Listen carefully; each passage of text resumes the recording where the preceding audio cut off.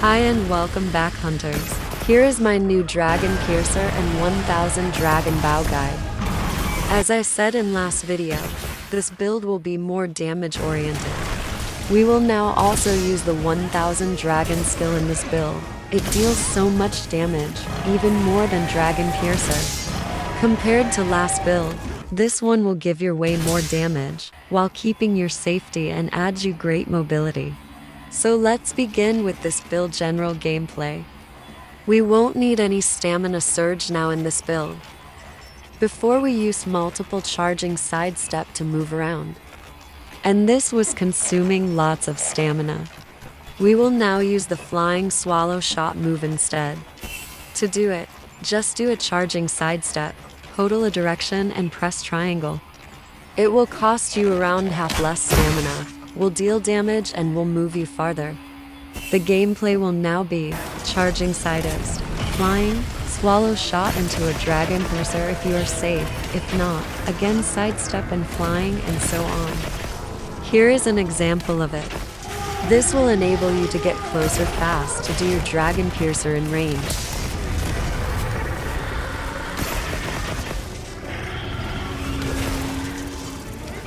As you can see, playing a Dragon Piercer build is not just spamming Dragon Piercer.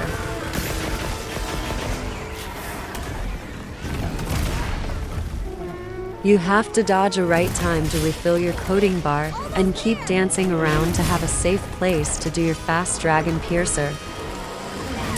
Last gameplay changes. Instead of doing Dragon Piercer when the monster goes down or is paralyzed, do 1000 Drago. To do 1000 dragons, you just have to do a Dragon Piercer, but holding R2. This will do more damage than Dragon Piercer, and you can spam it multiple times for a big burst. Now let's see the build in detail. We will use 2 Zoshia Beta, the head and the chest to get Super Recovery 1. Next we take 2 Gormagala, the waist Alpha and the legs Beta to get the Black Eclipse 1. Lastly, we use the Arkveld Vambraces Beta to get 2 Weakness Exploit, alongside with the Exploiter Charm 2 to bring it to 4 points in Weakness Exploit. For the mantle, you can use by default the Corrupted 1, or if you are good at evading, use the Evasion 1. Here are all the armor decorations we will use, and their active skills. Weakness Exploit and Agitator will be our most damaging active skill, so try to attack monster weak point and wounds. Constitution 5 will be our unique movement active skill to keep up with stamina.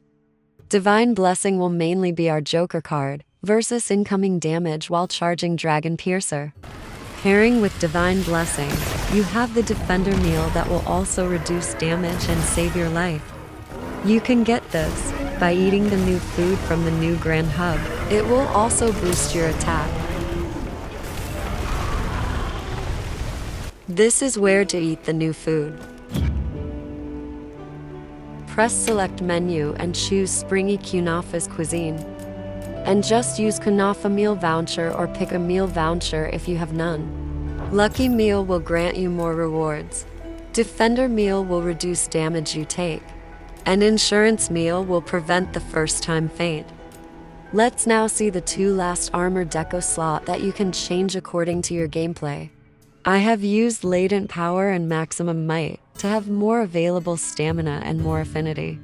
But you can change it your way, like using Counter-Strike, Adrenaline Rush, etc. Now for weapons, we will go to Training Area and use the settings to maximize damage. In real fight, damage will change according of the monster state, resistance, etc. Let's compare the 3 bows that I was using before this build. First, for example, with a Dragon Piercer while placed on a monster wound.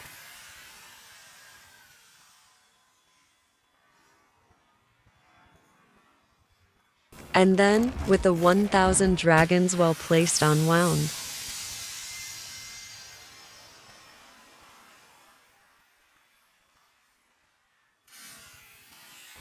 The Blazing Samira bow seems to be better with traditional bow gameplay.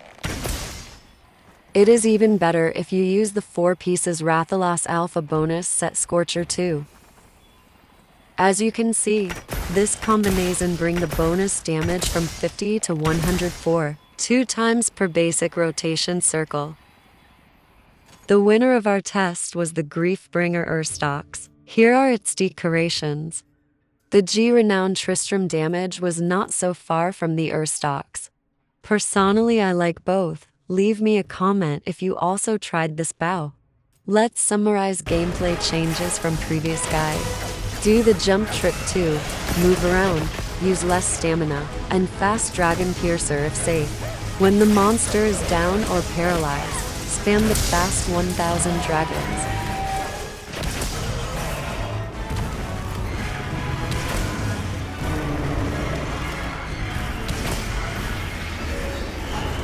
Perfectivate as much as you cuff.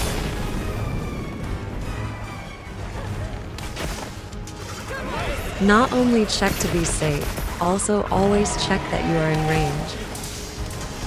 Try to always aim for strategic part of the monsters. Always check surrounding to not miss great damage.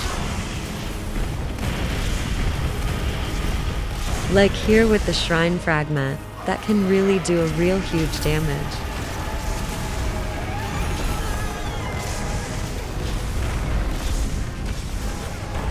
Don't forget that you can do a focus attack on a wound. It deals quite much damage. Try to target wound placed on part that you don't focus on.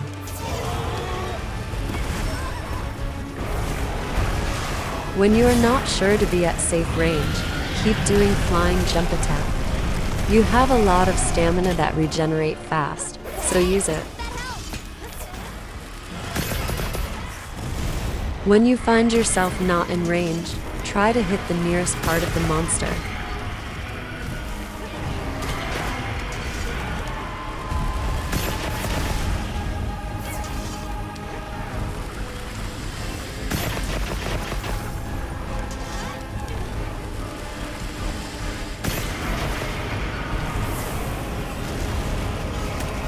During normal fight, if you feel yourself really confident, you can go near the head and do a 1000 dragons. This last gameplay tips conclude my Dragon Piercer and 1000 dragons bow build guide. Feel free to leave a comment if you liked it or have tips to make it even better. As usual, don't forget to like and subscribe to my channel. I hope you have enjoyed this build. I really thank you for watching it and hope to see you in the next video.